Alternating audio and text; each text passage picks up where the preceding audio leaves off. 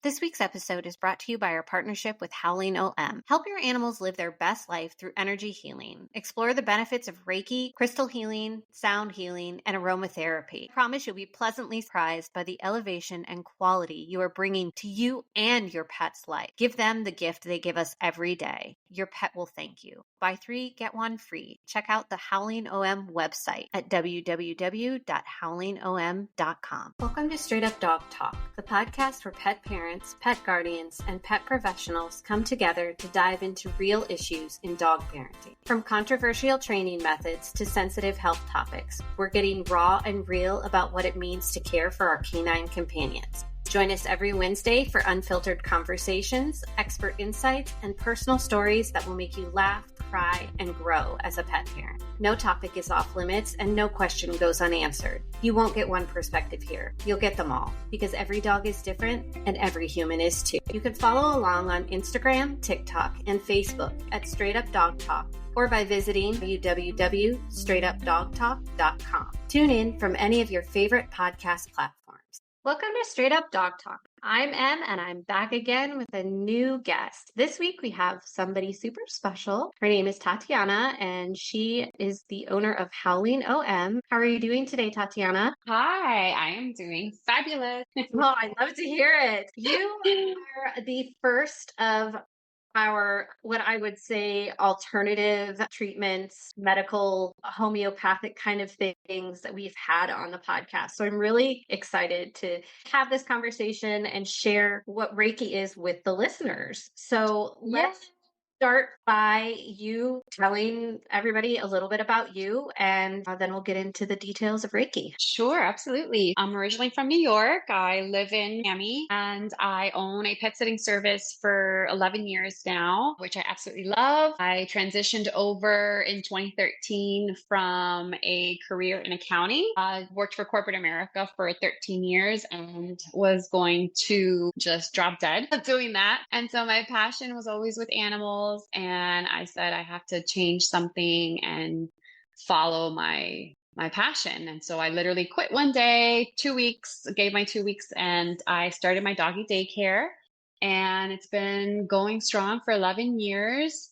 And then recently, I would say right before the pandemic, 2019, I started my healing journey, I guess you can say, or my holistic journey. And I had a friend introduce me to Reiki, which I was kind of like, what is that? And what do you mean? How does that work? And does it work? All those questions that people have. And I am somebody who is very skeptical. So I need to either feel it, see it, taste it, hear it, and see results for me to actually believe in it. I did Reiki circles once a week and I would attend them, still extremely skeptical. And I would say from the first and second session, I was blown away. My body felt so light. It felt amazing. It felt energized. New things in my life were opening up, career paths, different things with the pet sitting business, and just all these positive changes, even changes you would consider negative in the moment, but later realized it was to open new doors and make new connections. And so a year passed and my Reiki master said, would you like to become a Reiki master? And I said, no, not really. I would say my forte is more with animals and not with people. And he said, no problem. You can do Reiki on animals. And I said, what? And he said, absolutely. So I went home and I thought about it and I was like, okay, let me see if this really works. And so I researched and I was like, oh my God, he's right. Obviously, he's right. He's the Reiki master. And then I said, oh my gosh, this would be great. I already have a pet sitting service. I have clientele. I can incorporate this as an extra service and see how it goes. So I did Reiki class certification 1 and 2, and then Reiki Master 3, got attuned. And I would say that the Reiki Master 3 certification was one of the most unique and amazing one in a lifetime experience I've ever had that I wish everybody could experience, because I was literally receiving Reiki from 4 horses as I laid down on the table. And it was just magical how these majestic beings were literally tapping my throat chakra, tapping my heart chakra, grounding me from my feet, and it changed my life. And so that's how Howling Om came about. And as I got certified, I came home, I was excited. I started the business and it's been 4 years now and I love it. I'm hoping to transition everything just into holistic healing, not just Reiki, but I also do sound healing, crystal healing, aromatherapy, and currently getting certified as an acupressure masseuse, I guess you can say, for horses and canines, and holistic nutrition for dogs, cats, and horses. So yeah, that's a little bit about me. Awesome. So I did the same thing. I decided that I was going to do the Reiki path. This all happened around 2017 for me. Oh. I went through my journey. This was before I got fits. And I was fully through Reiki Master 3. I think I graduated in October of 2019. And then I did the same thing. I was like, I don't really people.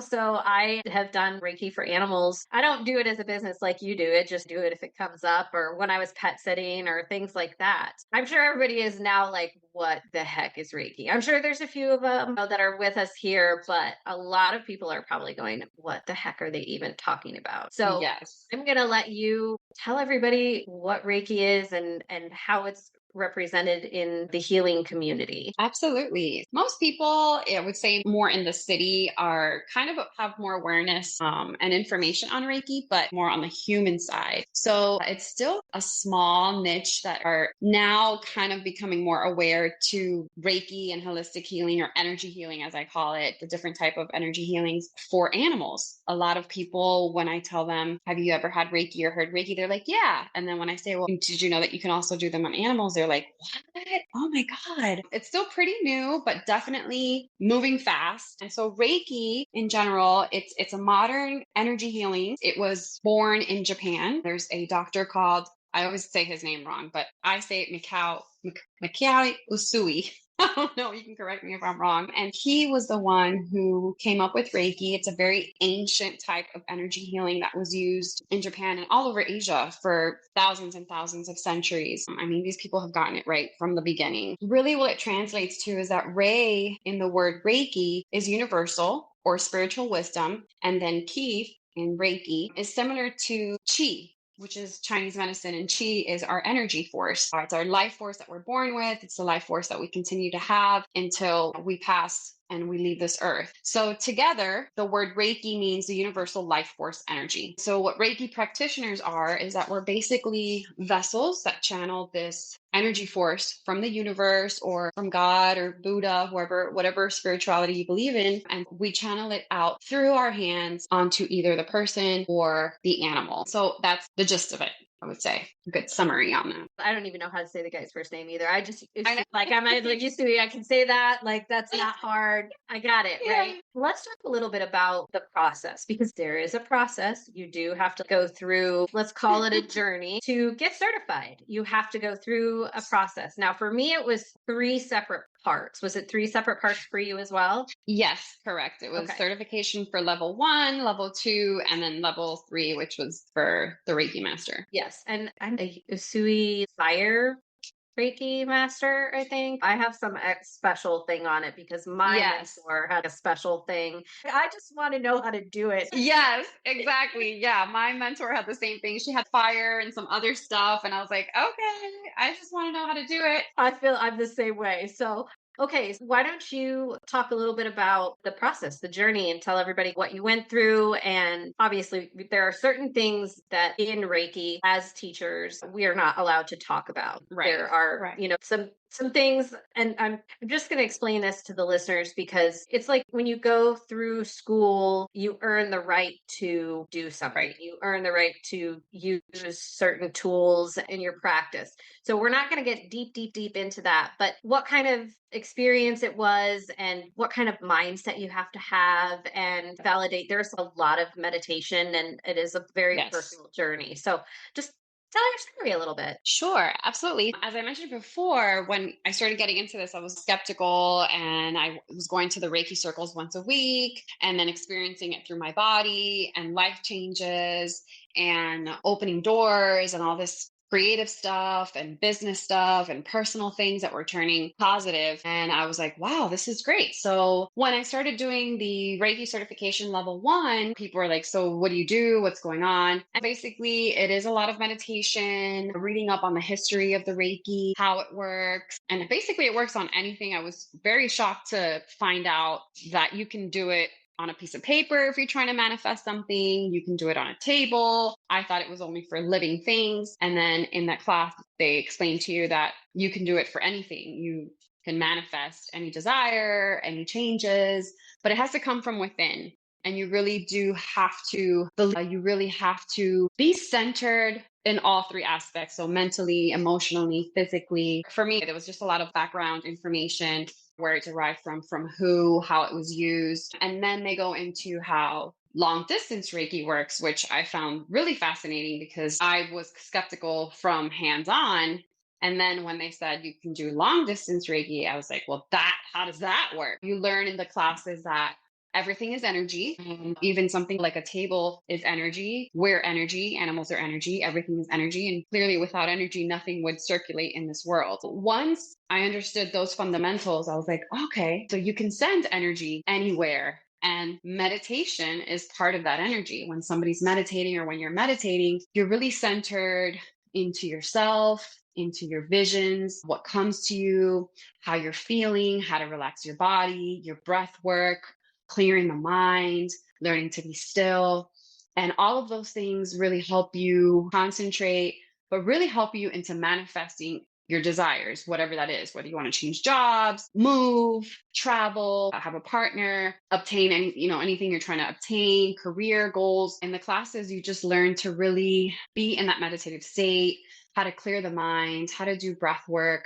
And then also while doing that, you are the vessel and learning how to channel that energy through your body from all the chakras, which those are one of the primary fundamentals of level 1 certification, is learning that humans all have 7 chakras. And it starts from the top, which is the crown, and then our third eye, and then our throat chakra, our heart chakra, our solar plexus, our sacral, and right down at the pubic bone is our grounding chakra, our root chakra. You learn about these chakras and you learn about how everything is connected and how the energy flows through these chakras, and how on our day-to-day, our stress levels, our routine, our relationships, everything that we're going through in life, illnesses, stuff like that, we all have stagnant energy and we all hold on to emotions and we hold on to our stress. We just hold on to everything because we're humans. And so these chakras, which are energy centers, start closing up little by little. And so what the Reiki does is it allows to open up the chakras, to balance the chakras, and to allow that chi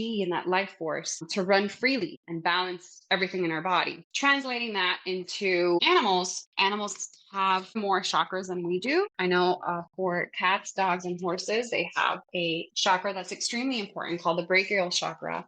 And that energy center actually connects all the other 7 chakras. And so for dogs and cats, they also have on the bottom of their feet, they are called pad chakras. For them, it's a lot easier to be grounded because they're constantly touching the floor. Unlike humans, we have to take off our shoes, walk barefoot, feel the earth, feel the ground in order to get that energy that just rises up into our root chakra and all the way up to our chakras. Those are things that you're learning in the class. And then they explain the long distance Reiki and how energy travels anywhere. And that's why when you have a group of 50, 100, 1,000 people who are meditating at one time, things can shift, right? Energy shifts. Peace can come into, I don't want to say stop a war, but definitely interfere. It can make changes to healing an animal, healing a baby, health conditions. It can just bring healing to a lot of things. And it changes so many things when this energy is combined with a lot of people. It was very eye-opening for me. So I was like, wow, that's true. Energy travels everywhere. So I can definitely see how the Reiki can work long distance. And then, of course, you have practice hours, just like everything else. You can call it clinical hours or hands-on, whatever you want to call it. But you have to have a certain amount of hours in order to get certified for long distance Reiki, for in-person Reiki, and then to become a master Reiki. So those hours you practice. And in there, you can really see how the long distance Reiki works, which for me I was taken back by that. I was like, wow, this really does work. And a lot of the times I do see instant results. Other times it takes time. A lot of people sometimes think, oh, is this like magic? You do one session and everything is great. And that's not necessarily the case. Everything, multiple sessions is optimal and it works better and it makes the body function better. And you feel lighter and healthier and all those things. And then you just continue on to each level. Each level has, for me, a different intensity. And you also have to get attuned after every level. The Reiki master or the Reiki teacher who's teaching the class, they have special skills to attune you and bring you to that level. I don't want to get too much deep into it because, like you said, we have our little community has certain tools that we keep to ourselves to activate Reiki and do all these things. I think for me, my level 3 was the most significant. Like I said, I received the Reiki from the horses, and level 3 Reiki for me was really when I really learned how to become in tune with the animals, with their chakras, the additional chakras that they have, and the difference between connecting with humans compared to how you connect with animals, because animals don't have the ego and they don't have mental blockages and they don't have the stress that we do, that we naturally put up our own blockages so that energy isn't flowing as it should. Animals don't have that. And so for me anyway, there's a huge difference in connecting with animals than connecting with the humans. I completely agree. My long distance Reiki session, the first one was the same for me. I was like, holy cow, like this is actually happening. And I've actually done quite a bit of long distance Reiki on animals. Yes. Like, and you're right. I agree. Working with animals in that sense is so much easier than working with people. We hold on to everything, and dogs are just like,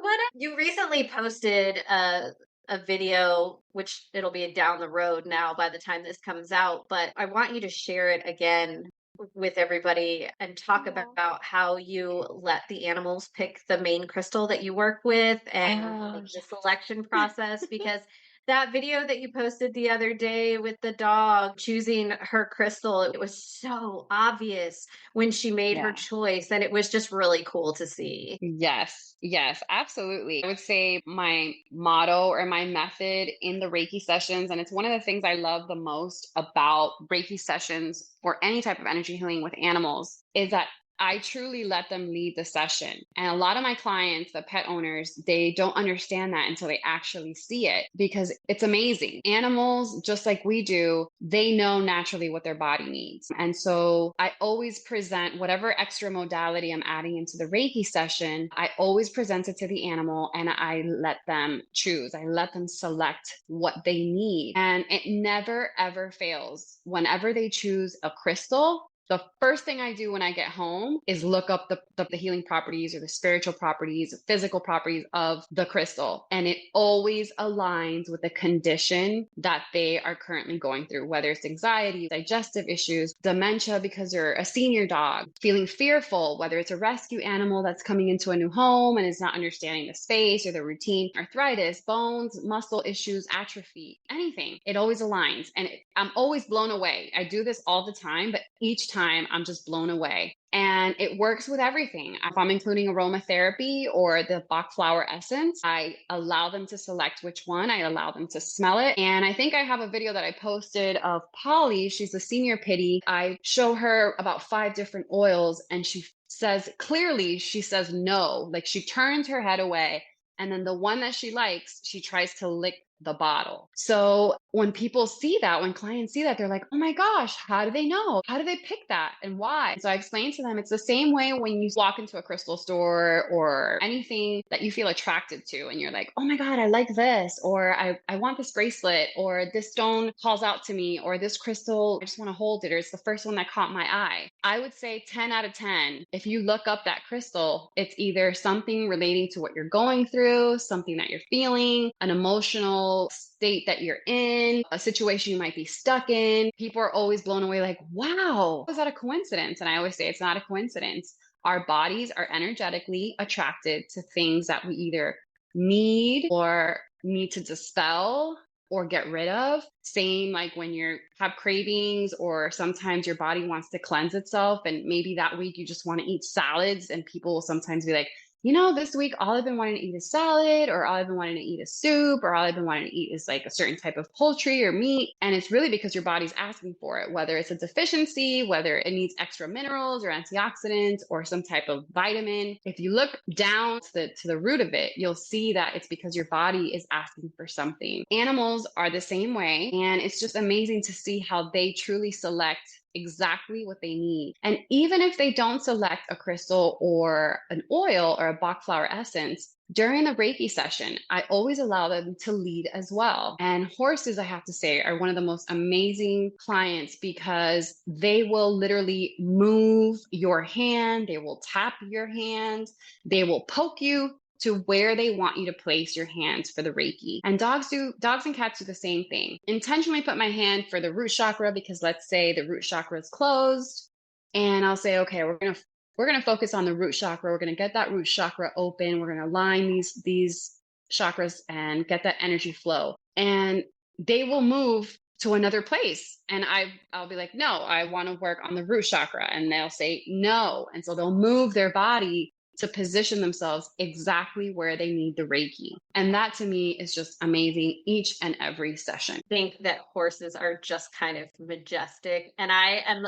loving, seriously, the dog trainer, dog professional, horse girl world is like a real thing. Yes. No idea that there were so many of us that rode horses when we were younger or still ride horses today. I don't ride horses anymore. I can't physically ride horses anymore. I went to summer camp every summer and I did the horse riding camp, and I used to ride horses on my ex-sister-in-law's farm and all the things. I love horses, and horses are just such cool animals. I would imagine that they're obviously pretty opinionated as it is, but I would imagine that they are very insistent when it comes to, oh, this is good, please move that over here. Yes, extremely. They're very, very bold. I mean, you know horses. Some are very gentle, forgiving, and kind, and others are straight shooters, and they're just like, no, I said here, don't move. And I'm like, okay.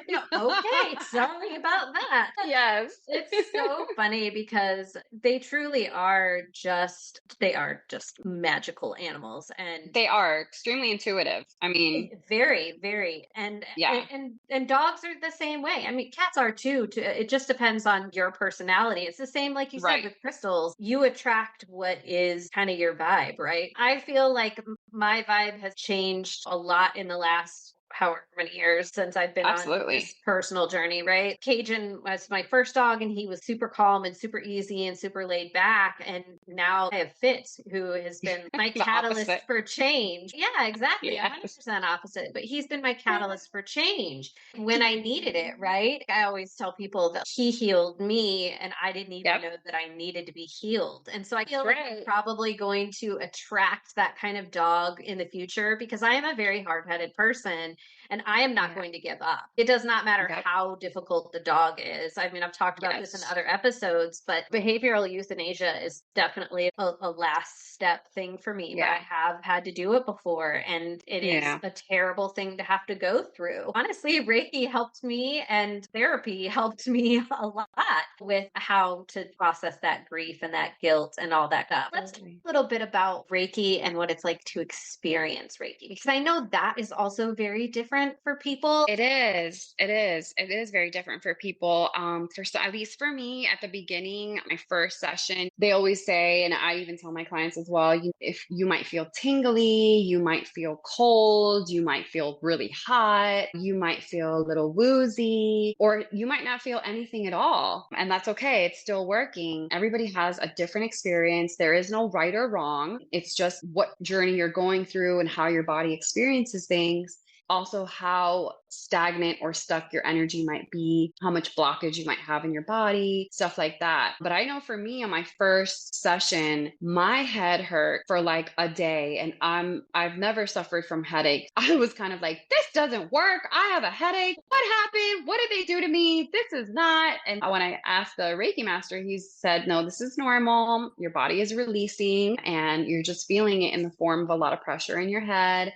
but it will subside. It's nothing negative, nothing wrong. And I was still kind of like, I don't know, because I've never had headaches. I don't suffer from headaches or migraines, and this just feels odd. But he was right. Little by little, it was subsiding and it went away within 12 hours. It wasn't even a full day, but it was something strange. Your body just feels all kinds of different things. And then I think for the second session, that's when I actually felt tingly all over my body. Like when your foot or your leg falls asleep and then you get tingly and you're like, this feels so weird. I felt that. Every session, I would feel something different. Sometimes I would feel really cold and I would need a blanket. Other times I would get really hot and sweaty. Other times I've had certain parts of my body like pulsate. One time that I will never ever forget, I thought I was elevated. I could see myself from the top. It's like an out of body experience where I can see myself laying down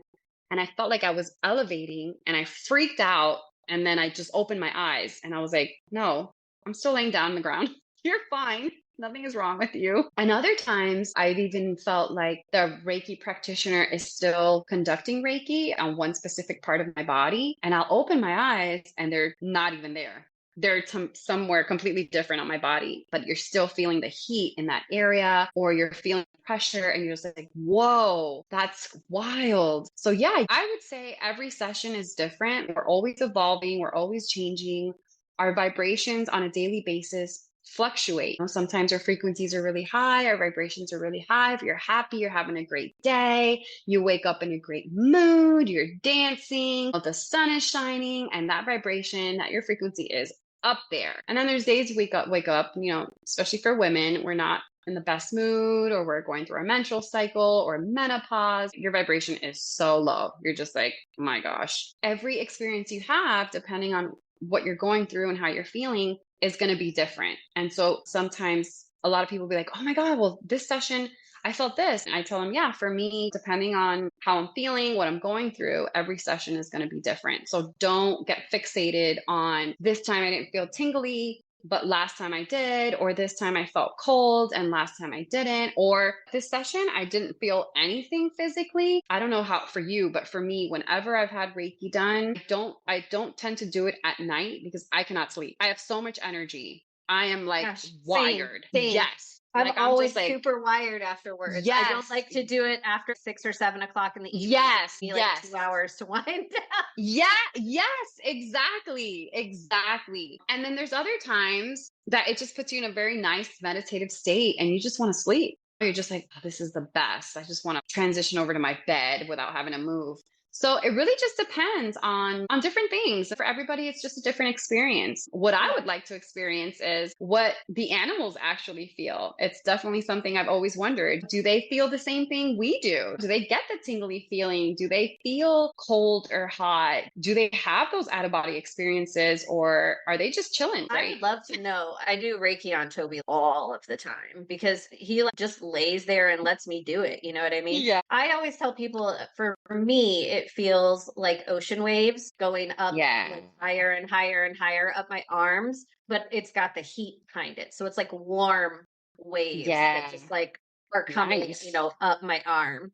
But same, I don't know what it feels like when I give Reiki to other people because I've had several people practice Reiki on me and it feels different from each one of them. We preach this so many times about our dogs are unique individuals, but we are unique individuals. And so, of course, the energy that we put out there, and we're a filter. So my instructor explained it. The universe is the outlet in the wall. And then we are the plug, and our client is the power strip. We're the conductor. Okay. We are not the energy. We are not giving the energy. Correct. We're not changing the energy. We're just the conductor of the energy. Yes, I feel the energy move through me. Yes, I feel it move through the other person, but I don't add anything to it. I don't take anything away from it, and I don't alter it. It's like mixing things in a bowl, right? I'm just stirring it up a little bit. Absolutely. And that's definitely a question that a lot of people have. Are you guys altering something? What are you doing to us? Are you changing anything? Is this magic? Is it a religion? I always try to explain it's not a religion. It's not magic. Like you said, we're just a vessel. We're a conductor. And all we're doing is channeling the energy that we are all surrounded by through us onto you, using your own energy and the energy of the universe. It's not any type of magic or taking away energy or giving you energy. So yes, definitely something would love to clarify on that, because I know that's always a question. And it was a question of mine. I think everybody has that question because it just seems so surreal. And so I get it. But yes, I'm happy we clarified that. I love the way your instructor made that analogy. I loved it too. I thought it was a really good way to explain it, because there is a lot of confusion around that, especially people who are new in energy work, right? If you've never experienced energy work, if you've never had Reiki, if you've never worked with a shaman, if you've never had tarot readings, if you don't know what, working with crystals or oil or any of that is like, it can be very easy to go into it feeling nervous or biased or scared. It's like my dogs, they're not typically upset by objects. It's very easy for me to introduce new things. And I have crystals around my house. And there have definitely been times when I have used crystals on my animals. I have an entire crystal kit that's specifically for Reiki for animals. Yes. And I'm sure you have the same thing. And I've had the same experience where there was a certain stone or a certain combination of stones or whatever that was attracted to that dog in that moment, and other stones have gone completely unused. So I think that this is definitely one of those areas where ask questions. Do your research here too, right? But ask questions, because this is not something that you can learn about reading about it. You can understand it, but you won't understand it until you fully experience a Reiki session with a practitioner. Exactly. I agree with that completely. And I think you even have different experiences with different practitioners. I completely agree with that. I think that it's like going to get facial or a massage or your lashes or your hair, right? Like you have a person that fits well with you. Therapy. Don't go to somebody that Reiki doesn't feel good to you. It's somebody that connects with you. And again, with animals, they're not going to have that bias or that judgment. They'll probably accept it in any form as long as they're comfortable with the person. But I think that, like you said, it's just so much easier to work with animals because they are so accepting and more open to just like, oh, we're just going to sit here and you're going to touch me and put this rock on my head for a second. And they're just like, So it's they're like of a different experience. Absolutely. They don't even have questions. They're just like, all right, I'm in here for the ride. And then once it starts feeling good, or once they start getting into that meditative state and that sleepiness and that feels so good, they're just like, oh, this is heaven. So yeah, I totally agree. Yeah. Do you want to talk a little bit about some of the benefits of Reiki for animals? Absolutely. Yes. My gosh, there's so many benefits just overall, but at least the ones that I've experienced, that I've seen, I've worked on, and I've seen results definitely for dogs who have suffered from separation anxiety after the pandemic. It continues to be a huge, huge issue because, we call them the pandemic babies. A lot of people adopt a dog or a cat or an animal through this time. And so we spent, as we know, 2 years pretty much working from home and just being home and having that time with our pet. And then when things went back to the day to day where we had to actually go into work or leave the house, it created a huge void for the animals. And they couldn't understand why all of a sudden we went from spending time 24/7 to now I only get to see you 6 to 8 hours a day. And 6 to 8 of those hours you're sleeping. So where do I fit in? It has created a huge behavioral condition of separation anxiety. And Reiki is very, very good for that. It really does. I've seen it work with a lot of my clients at the pet sitting, the doghouse, as we call it, with the Reiki. And so it'll calm their nervous system down. It brings their mental state to a calm state. They relax. And then I just work on them feeling comfortable, secure, stable, confident, that they can be on their own and they don't have to be attached to their mom or dad's leg or rib. So definitely for anxiety, separation anxiety, even anxiety towards other pets. I've seen it work really well, bringing a new dog or a new pet into the home and learning to share space for the dog who's already been there for years and he would consider that his territory or his home. It has also worked for pets who haven't gotten along because the parents decided to adopt another dog or bring in another pet into the home. And obviously, the one that has resided there that considers it his home is not too happy about now bringing in this new thing. Is he here to replace me? Why is he here? I'm finding only child or only fur baby. So I've worked on cases where I've done Reiki on both separately and then a session on both dogs together, transferring energy, meditating with them, breath work with them. And it's really worked well, connecting that energy and allowing them to feel safe and secure where they don't feel that one is replacing the other or entering into their space or trying to take over their territory. So definitely works with those behavioral issues, even reactive dogs. I live in Miami, Florida, and so we do have a huge population of reactive bully breeds here because people have bred them to fight and we'll dump them or they'll do backyard breeding. And so we have a huge crisis with these bully breeds. And so they tend to be reactive, whether they are survivors from living on the streets or where they're survivors from fighting rings or used as bait dogs. So when they come out into the real world, they are extremely reactive or they've been on survival mode for years and they don't know how to acclimate and integrate into normal society. So the Reiki has helped a lot to bring it down to a state where they feel comfortable enough to be outside and not feel that everything outside is a trigger, whether it's the wind blowing, a duck, a squirrel, fast movement, night. They've learned to integrate with just regular life, and they might still be reactive towards other certain dogs. They have PTSD, which Reiki also works well for that, the PTSD. And it has also helped them to come to a calmer state and just not be as reactive. So I've seen cases where it has influenced to bring the reactivity level down, not fully eradicated or fully gone, but it has reduced it a significant amount. Reiki has also helped clients of mine who have been in surgery, if they've had an accident. One of my clients, Gizzy, he jumped off the couch in his house, tore his ACL, needed surgery. It was a whole mess. And I did Reiki before his surgery, during his surgery, which is where the long distance Reiki comes in, and then after his surgery. And then I've done multiple visits to his home during his healing to do Reiki because it also helps the body heal a lot faster, heal properly, heal well, reduce pain, inflammation, any type of discomfort. Using the Reiki along with Western medicine, I believe works very well. I like using both. I feel a combination of both works really well. So it definitely actually studies. There's a study where they were doing Reiki in a hospital for people after surgery or people who were going through chemo and all of this stuff.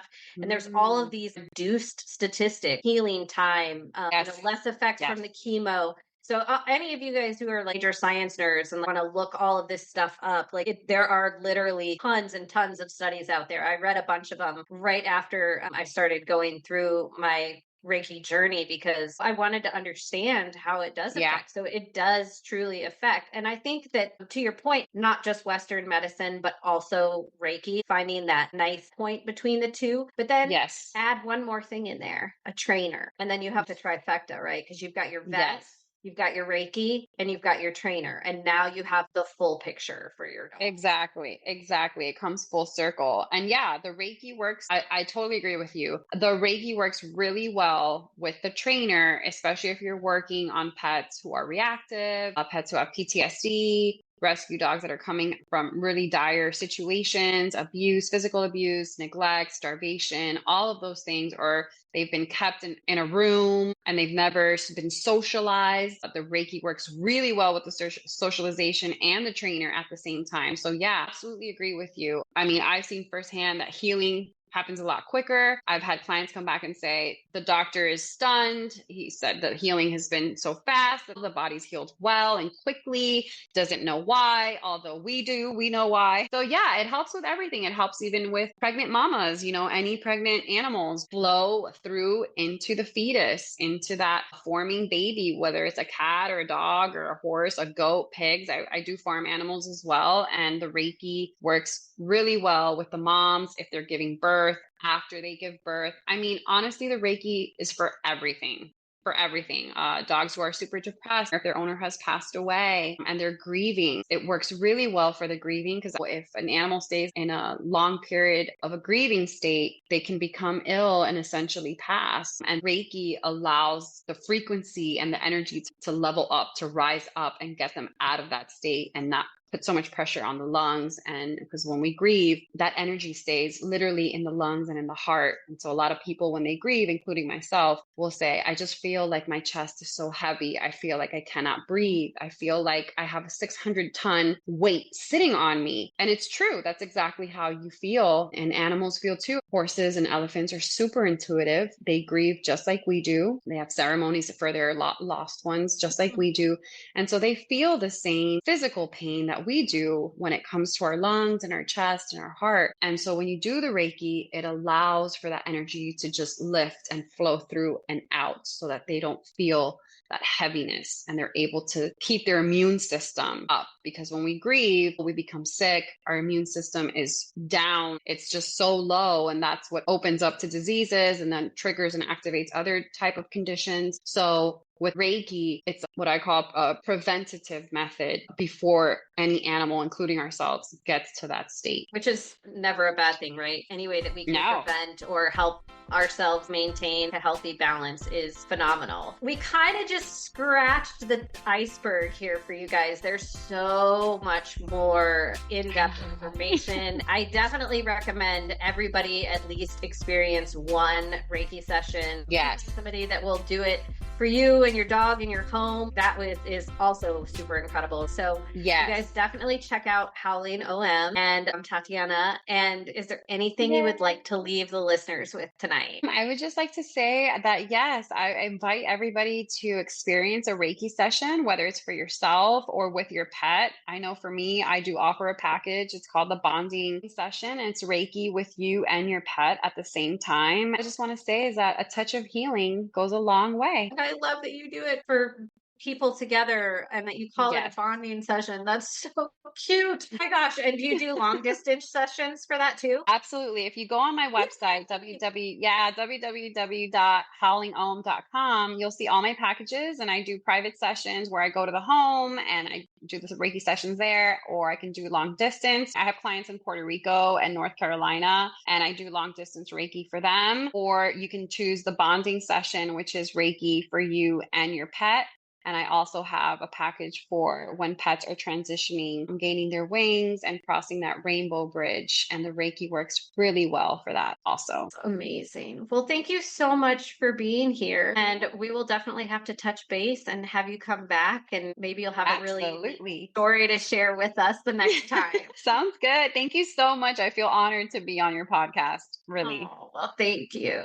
It was really great to have you. I hope you guys enjoyed this. And if you have any questions, do not hesitate to reach out. Tatiana and I are both always super excited to talk about Reiki, and we will see you next week on Straight Up Dog Talk. Straight Up Dog Talk was created by Emily Breslin. It is edited and produced under the supervision of Straight Up Dog Talk, LLC, and Emily Breslin. If you're enjoying this podcast, follow or subscribe, and be sure you don't miss an episode. And leave us a review on your favorite podcast platform. Looking for more honest and relatable dog content? Check out our sister show, Unpacked, with Jerry Sheriff and Madison Simpson. Thanks for listening to Straight Up Dog Talk. See you next week.